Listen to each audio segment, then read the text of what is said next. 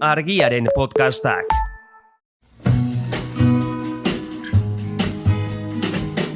Don't know much about history. Don't know much biology. Don't know much Hau, oroimen histerikoa da. Historia diren istorioek txoratzen gaituztenon podcasta. But I do know that I love you. And I know that if you love me too, what a wonderful world this would be. Don't know much about you. Kaixo lagunak, urtero lez, lentzero joango zaigu mendira lanera, eta urtero bezala adituko du, Jesus jaio zela edo jaio dela. Eta lasterka etorriko zaigu, haren berri ematera, inzuzen ere, superboteriak omen zituen Palestina jaiotako gizon horri, pues, horren berri jakin behar dugu euskaldun guztiok, eta hori da bere lana. Baina, olentzerok ere ez du oso ondo azaltzen nola den, superheroi horren ama Virginia eta usoaren arteko erlazio berezi hori, bentzak kontuan ez. Baina, kontu, nola gauzatu zen oso ondo ez dakigun ardunaldi eta jaiotza hoiei esker, oporrak izango ditugula bendo maieran. Bai, hori da. Eta horregatik, ni gabonetako espiritua ekarriko dut. Espiritu histerikoa zen barru, baita ere, eta historikoa. Eta, zuk esan dezun bezala, abenduaren 25ean, 2026 urte beteko dira, Nazareteko Jesus Beleneko estarpe batean jaio zela. Edo, behintzat hori da urtero munduan 2.000 milioi pertsonek ospatzen dutena duguna. 2.000, Bai, laurdena. Populazioaren laurdena, baina laurden ona. Claro, onena. Hori da, bai, ipar hemisferiokoa, lehen mundukoa, hori da, ona. Bai. Mateok eta Lukasek... Hori zer da, bai, musikatalde... Andi eta Lukas. Mateo eta Lukas. Historical. Ez, Jesucristo ustez jaio eta 70 urte geroago idatzitako evangelioen arabera, dakigu ez, Jesusen jaiotzaren berri, eta horren arabera ama Virginia zuen, zuk esan duzun bezala. Mateok eta Lukasek bazekiten. Bai, hori bazekiten. Jaio berritan hil egin nahi izan zuten. Bai, Herodesek. Bai. Eta urrunetik etorritako beilariek, magoek, gurtu zuten. Aurra. Azkenean, eguberriko historioak Nazareteko Jesusen jatorria handiagotzea dauka helburu. Eta horretarako, Jesusen irudia pixka bat handiagotzeko eta mitikoago izateko, egia esan ez zuten originalak izateko beharrik izan, elementuak kopiatu egin zituztelako, plagiatu, nahian bezala. Ama Virginetik jaio izatea, elementu oso eraginkorra izan zen, ikusten dugu, oraindik ere ez, badaukala eragina, baina ez da berria. Alexandro Handia, Cesar Augusto enperadorea, eta Platon ere horrela jaio omen ziren. Platon, Kobazulo... Bai. Bai, baina ama Virginia omen zeukan. Ara. Bai. Kobazularen mitoa, beste mito bat, ama Virginia zuela, bai. Eta Belen herrixka zergatik aukeratu zuten, Mikeasen profezioak hori ziolako. Eta orduan, arke aurrikusitakoarekin bate etortzen baldin bazen, datu hori, nun jaio zen, horrek sinesgarritasuna irentsiko zion, ez? Behin aukeratzen hasita, ez? Hori da, konzitu ezala. Bai. Handik egunera, Herodes erregeak, Jesus aurkitu ezinik, aur txiki guztiak hiltzeko agindua eman omen zuen. Hori izan, bai. Bai. Baina horren inolako arrasto historikorik ez dago. Ara. Eta, baina aurrekariak berri ere badaude. Hau da, Moises jaio zenean, faraoiak ere horixe egin omen zuen, ez? Aurre txiki guztiak hiltzen saiatu, Moises ere tartean hiltzedin. Claro, eta da Moises 2.0. Bai, horrela aurkeztu nahi zuten, ez? Moises berria, zen. Eta, kontuan hartu behar dugu, historikoki Herodes Kristo aurreko 4. urtean hil zen, baina historiarek diote Jesus Herodesen agintaldian jaio zela, hortan zalantzarik ez dago. Zer esan nahi du horrek? Ziurreni Jesu Kristo aurretik jaio zela, bere aurretik jaio zela, kontrasena baldin ere. Ziur aski 4, 5 edo 6. urtean. Bilboko ezen izango, baina superheroia zenez? Bai. Naizun garaian etuetan jaiotzeko eskubia daka. Bai. Kismik. Bilbon jaiotzeko asmoa zeukan, baina nola Mikeasek Belen aukeratu zuen, beste remedioak ez zuen. Belen, bueno, Bai. horti doa. Errege magoen historioa Mateo bakarri jaso zuen, eta modu hortan Jesusen lehen jarraitzaileen artean atzerritarrak zeudela, ez? Adiraze zuen. Eta horrela Jesusen irudiak eremu judutarra, ez? Jatorrizko bere eremua gainditu zuen. Hau da, nazioarteko bihurtu zen, multinazional. Bai, follower kompainia ona, Bai. zabalpena. Laugarren mendean, Leon laugarrena aita santuak erregetako bat beltza zela erabaki zuen. Beira. Bai. Eta horrela nazioarteko kutsuare handiagoa eman zitzaion, eta gainera, ez, inklusibitate pixka bat ere bai, eta ez. Bai. Jaio berriari opariak ematea, hori tradizio judutarretik jaso zuten. Erdaintzearen ondoren aurrei opariak egiteko ohitura baitzeukaten. Bai. Bueno. Prepuzioaren truke, opariak, bai. Bueno, eta esan behar da, bai, Baspare, Leon errege beltza jarri zuela, baina blackface egin gabe. Laugarren mendean, Hori da, bai. Oso aurrera zalea bere Bai, gairako. 20. mendean errege bez batzuk izan ditugu gure herriko zean. Baltasar da? Baltasar zarra, ez, Gabon katak esaten bizat. Zin da beltza? Melchor. Ez. Gaspar, ez. Baltasar da. Baltasar da? Bai. Eta orduan Gabon katak zegat esaten du Baltasar zarra. Bai. Beltzata zarra izan diteke, Bai, izan diteke. Vale. Errege magoak badakigu iritsi zirela estalpera hori ez, izar batek gidatuta. Eta Keplerrek esan zuen bere garaian, Jupiter eta Saturnok bat egin zutela une hortan, eta hori zela izarra. Eta azkenaldian izar hori Halley kometa, ez? Omentzelare esan izan da. Baina inurrutirara ez joan behar, izarraren zergatiaren bila, ze pertsonaia garrantzitsuen jaiotzari edo eritzari fenomeno astronomiko baten astea nahiko ohikoa izan da antzinaroan. Adibidez, Julio Cesarren eriotza, esaterako eklipse batekin lotu izan da. Bai.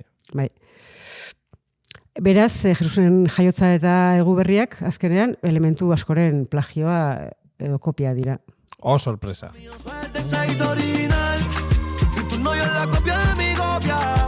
Y pa' que le des ilegal, te voy a mandar tu foto de cara con mi historia. Y te buscaste una copia de mí. Tocaste otra mano, besaste otro labio buscándome a mí. Los mismos tatuajes con el mismo pelo. Algo parecido, pero es pasajero. Hey mami, tu novio es la versión mala de mi yo. De lo malo no me contagio. Azken finean, zertarako asmatu berrituzu historio berriak, aurrez eraginkorrak ziren beste batzu ja baldin badazkazu, eta horiek bildu eta moldatzeko, ez? Nahi bezala moldatzeko aukera baldin badukazu. Bai, ba. Aipatu ditugu hainbat elementu, baina ez dugu aipatu data zehatza. Urtea bai, baina data zehatza ez. Ze eguberria abenduaren 25ean ospatzeko ohitura hori, geroago etorriko zen, hau da, ez Mateok ez Lukasek ez dute aipatzen, ze fetxatan, ze datatan jaio zen, eta Konstantino Enperadorearen garaian, zehazki 326. urtean, agertu zen lehenengo zegutegi erromatarrean, Jesusen jaiotza egun horretan.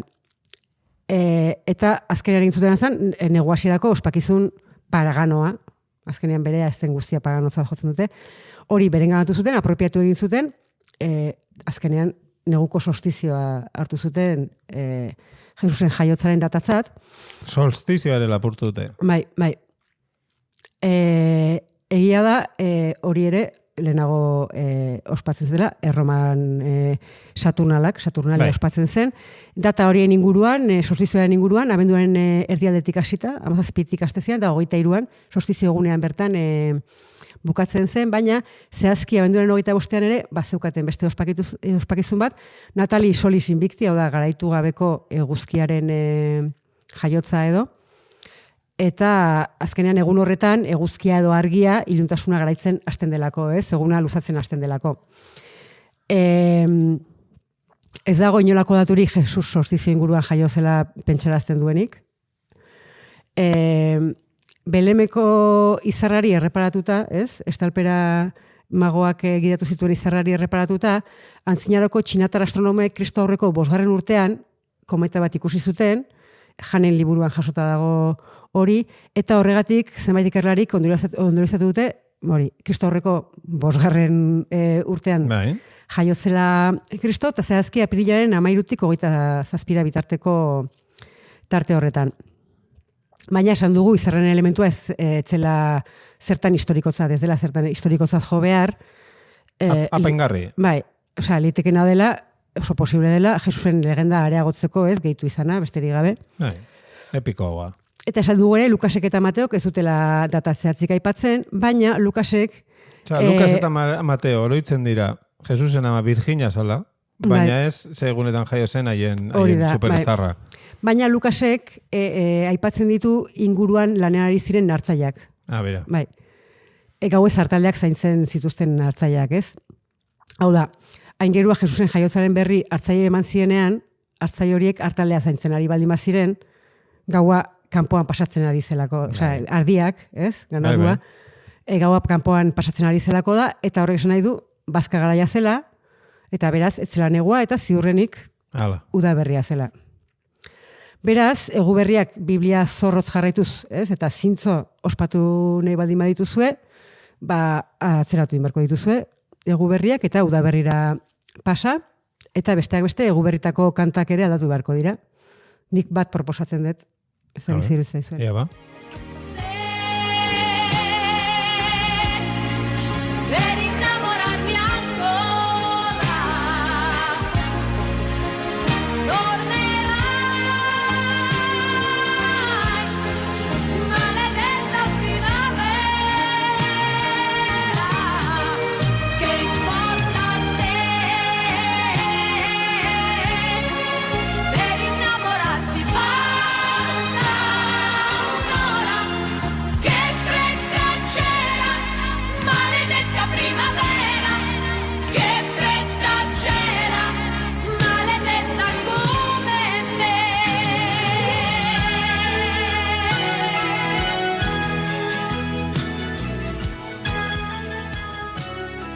Opariak ez eskia zukentzen nahi duzun soinu banda jarri. Hau ne asko gustatzen zait, bai. Beste elementu pagano batzuk ere, horren apropiazioa intzun Elizak aurrerago, eta azkenean eguberriak ez, osozizioaren inguruko ospakizun eta elementu guztiak bere ganatzeko, eta beste eguberritako zuaitza ere bai, baino eguberriko azokak hartu zituen bere, ez, tradizio kristau moduan. Eguberriko azoka tipikoak edo Alemania inguruan sortu ziren, eta ofizialki lehengoa 1824an sortu zen Dresdenen, Federico Bigarna Sajoniako printze hautesleak hiriari privilegio bat eman zionean, neguaren atarian, azoka berezia antolatzeko. Azoka bat oparitu ziren. Eguberriko alena azoka ofiziala izan zen, baino, privilegioak berez ofizialtasuna eman zion Striezel Market merkatuari. Striezel Market izena du, Striezelak Dresdeneko pasteltxo tipikoei esaten zaielako, eta orduan pasteltxoen azoka edo izango litzateke. Baina halako azokak aspaldi egiten ziren, hau da, ofizializatu ziren orduan, 15. mendean, baina aurretik ere egiten ziren, hoien berri badago ja 12. mendetik aurrera, eta ez bakarrik Dresdenen, Berdiaroan, Nurembergen, Bautzen eta erdialdeko Europako beste hainbat hiritan ere azoka kantolatzen hasi ziren, hori negua hasi baino lehen, ze kontuan hartu behar dugu, eremu horietan, inguru horietan negua gogorra dela, eta nekazaria betzain eta artisauei, konbenizitzaien aurrez dirusarrerak pilatzea, ez? Gero tokatzen zen, salmenta txikiko eta jarduera txikiko garaia. Gara gorra. Eta horregatik, eta eroslek ere, prestatu behar zen negurako, ez? Orduan negua pasatzeko egokiak ziren produktuak saltzeko azokak antolatzen hasi ziren, ogia, aragia, kandelak, arropa beroa, ez? Horrelakoak saltzeko. Eta zehazki adibidez, Dresdenekoa jatorriz aragia azoka zen. azkenean inguruko abeltzainak hirira hurbiltzen ziren ekoizpena saldu eta neguari aurre egiteko behar zutena biltzeko, erosteko, artisauei edo dena delakoei. Azoka igona, auzoan, jende guztia gortzen da elkar, nire ikendoa jako arreak, munduari bira irunerian.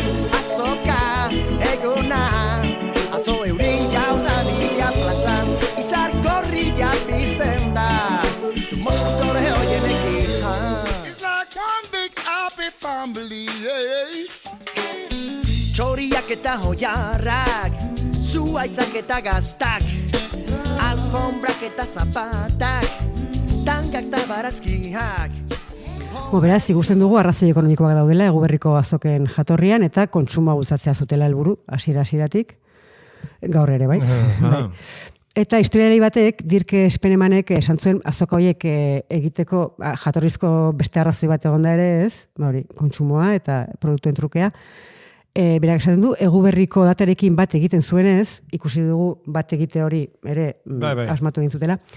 Hori da, Eguberriko datarekin bat egiten zuenez, Elizak ospakizun kristauarekin lotu zituen berehala azoka horiek. Aukera ikusi zuen eta niretzat. Enegarren konboa. Esan dugu, datarena etzela koinzidentzia hutsa, ez? Esplikatu dugu hori.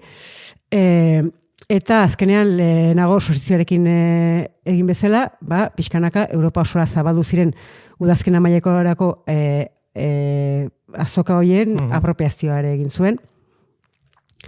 Eta antzeko zerbait egin zuten naziek 1930ko hamarkadan, boterea lortu zutenean, Alemanian. Eta horri buruz, duela gutxi National Geographic aldizkarian, zehazki National Geographicek ere historia aldizkari badauka, eta hor kaztari batek, Konstanza V. Paurak, kaztaria da, baina historian espezializatuakoa, eta horri buruzko artikuluan hauxe esate zuen. Nazien erregimenak propaganda tresna bihurtu zituen Alemaniar herriaren azokak deituta. Simbolo kristauak ezabatu zituen eta tradizio eta arraza germanikoak goraipatzen zituen elementu paganoak sartu zituen. Azokak beren jatorri espiritualetik urrunduz. Propaganda tresna bihurtu zuen nazien regimenak eta Erromako Elizak aurrez ez. Hori izan behar nun. Eta gero, berak esaten du, jatorri espirituala zeukatela. Bere artikuluan bertan, guk aipatutako kontsumo azoka hori aipatzen du, baina, bakizu. Ezken buelta hori... Naziak ikusi eta itxutu egiten dira batzuk, eta naziak gaiztoak, eta... Aurretik zeuden naziak azte zaizkia. Hori da, bai.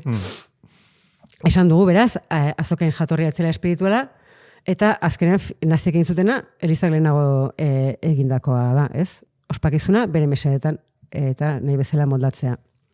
Ebaz egiten hori kopiature, bai. Era inkorrak izateko. Azkenean, Eguberriko azoketan hasieratik ona aldatu dena kontsumo modua da, ez? Hau da, hasieran funtsezko lehengaien kontsumorako eta ekozleen bizirapenerako azokak zirenak, pues, kontsumismo neurri gabearen eredu dira gaur egun. Rumba bat erosi, ala aragi pusketa bat. Bai, rumba nahiko gailu praktikoa izan daiteke. Bai. Ez dakit, Katua gainean jartzeko eta pasio bat emateko etxetik. Bai, nik ezaket, baina imaginatzen den nekatuak hori ingolukela. Hori da. Bai.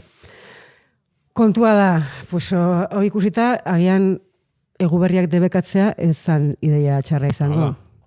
Ez? Baina depende sekentzen diguzun, Ez dakit. Ni badakit aurrekari bat badagola. Eta da, 1952ko abenduaren 19 ordenantza bat onartu zuen Ingalaterrako parlamentuak, baina urte hartan mintzat gomendio hutsa izan zen. Eta gomendioa hau zen. Eguberrietan apaltasun irmoenaz joka dezaten, gure eta gure arbasoen bekatuak gogoan izan da, Kristoren oroimenaren aitzakian jai hauetan jainkoa erabat ahaztuta zutelako, eta haragikeriari eta gehiagikeria sentsualei askatasuna ematen zietelako. Herritarrak nonbait. Herritarrak. Ez que jendea nolakoa dene. Usten diezunean nahi duen egiten, Bai. Berez, Carlos Lehenengoa erregea etzen horrelako neurrien aldekoa, baina parlamentuan une hortan puritanoak ziren nagusi. Eta eta Eliza Anglikanoa ere iritzi berekoa zen, ze... Garai horietan bai, beste multinazionalen beste adarrarekin ezien oso ondo konponduko, seguro. hori da, bai. Eta urte horretan, Westminsterreko batzarrean bildu ziren lehenengo, zainbat teologo, eta 1924an sortutako Eliza, urte batzu lehenago, sortutako Eliza Anglikanoaren norabidea zehazteko, eta hor ere katolizismoaren gehiagikeriak baztertzen zituzten, eta luxuri gabeko astetismoa gustatzen zuten puritanoak ziren nagusi, eta beraz, Eguberriak moderazioz ospatzearen aldekoak. Eta ja, urrengo urtean, 1953an, ez zuten soilik ordenatza berretsi gogortu egin zuten, eta Eguberriak Mendekoste eta Pasoko ospakizunak legez galarazi debekatu zituzten. Beto. Bai. Beto protestanteak. Bai, debekuak 1660 urtera bitartean irango zuen. Gutxi. Bai. Azkenean Carlos Bigarrenaren seme, Carlos lehenengoaren seme, Carlos Bigarrenak koroa jantzi zuen arte.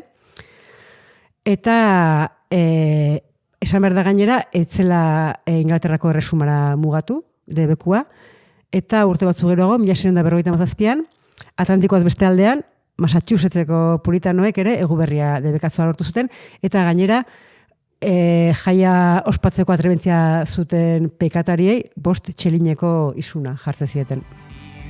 I'm going back to Massachusetts. Something's telling me I must go home.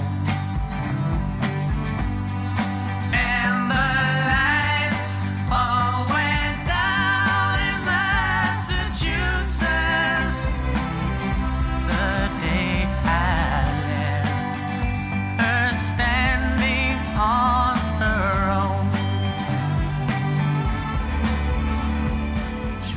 La jendea ze, posik. Ez, Inglaterran neurriak liskarrak eragin zituen, gogorna 1657 urtean, gertatu ziren Londresen, ez bakarrik Londresen, Ipswichen, Norwichen eta bereziki Canterburyn ere izan ziren liskarrak.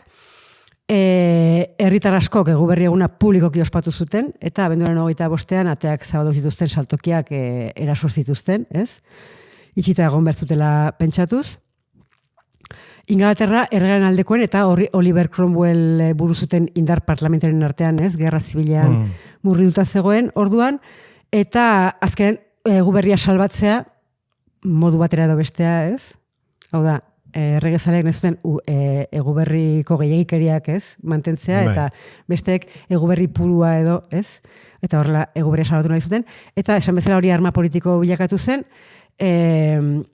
Carlos lehenengoaren aldeko kausari zale asko eta bultzada handia eman zion tresna horrek, baina beste aldean ere, ez? Zaleak bazituzten. Eta liskarrak amaitu ziren 1659an oso modu eraginkorrean, eta da erregezaleak mendean hartu zituzten, gerra zibilean, eta Carlos lehenengoari urtarrilaren 30ean lepoa moztu zioten. Bai. Moztekotan. Eta urrengo markadan ez zuten Eguberria ospatuko, publikoki behintzat. Horrekari horiekin. Egia esan, Eguberria ez zuten Inglaterran gunei bezala debekatu, ez? Baina zerbait ona ekarri zuen. Ekarri edo behintzat Eguberrien inguruko liskarrek pixkat lagundu zuten, esan daiteke, ez? Gatazka hortan. Eta ekarri zutena zen Inglaterrako Errepublika. Hori ere gonzan. Bai, monarkia zalei asko kostatzen zaie eta historialari gehienei bi hitzoiek elkartzea. Nik uste dut garunak implosionatu egiten diela, ez? Inglaterra eta Errepublika. Bai. Inglesez Inglaterrako Commonwealth deitzen diote, ez? Nolabait ere Inglaterrako mankomunitatea. Bai, ez da iragan kolonial hori ja hitz horri nekeskenduko zaion. Bai, eta Inglaterrako Errepublika izan da, Gabonak debekatu dituen bakarra, nik ez nituzke debekatuko, la? Ez. Osorik oporrak utziko nituzke, Claro. Alderdi gastronomikoa ere babestuko nuke. Jankak. Bai. Janka katolikoak. Bai. Opariak. Baina gauza bat, proposamen bat daukat, debekatzea, ez Gabonetako argiak, Eguberritako argiak. Argiak pizteko ekitaldiak. Bai, hori bai. Hemen egiten alda. Oindala aste batzuk egin zen Bilbokoa. Bai, egiten da hori. Eta ni enteratu nintzen albistegian, EITB-ko albistegietan, lehenengo albiste izan zelako. Dirudinez munduan ez da zer gertatzen, Euskal Herrian ere ez, hori baino importantea hori. Eta handikan bi egunetara, hori astezken batean izan zen, edo ostarte batean, ostiralean Donostiakoak piztu zituzten, eta nik ez nuen horren berri izan, baina kaleak bulebarra, avenida, mozu zituzten, eta adibidez nire ama, 85 urteko Donostiar petoa, Ara joan zan? ez kontzertu bat zeukan kursalen, Zazpiterritan, eta kotxez dauka ordulaneko bidea edo. Ordu terdi eman zituen ataskoan, ez aurrera eta zatzera, kontzertura etzen jun, eta hori, eta hemendik publikoki eskatu nahi dut, Ez da eskubiderik, argiak pizteko ekitaldiak kentzeko. Ikuste, Jesu Kristo epaitu behar dela, komunistek egin zuten behin, ez? Hori... Jainkoa. Bueno, hori gorago josuten, karo. Jainkoa. Agian... Bai, edo Donostiako eta Bilboko alkateak. Epaitu, Ez beraie dira, ez? Vale. Horren ardua dutenak. Osea, on eta off sakatzen dutenak, ez? Bai. Botoi handi bat dakaten hor argiak Bai. eta pizteko tezatzen. Eta kaleak mozteko. Bueno, guk ere ide bazpare, oharra, guk ere ide argiak itzaliko ditugu, urren urtera arte. Katolikoki, Hori da. ospatuko ez ditugulako egu berriak, baina Bai. obario jorretan egoteko Bai. garaiona da. Beraz, solstizion Hori da, eta urte berrion. hoxe dena. Argiaren podcastak. Podcast hau libre eta doan zabaldezakegu Argiaren komunitatea osatzen duten milaka lagunek proiektua diruz babesten dutelako. Zuk ere kazetaritza independentea babestu nahi baduzu, egin Argiako kide.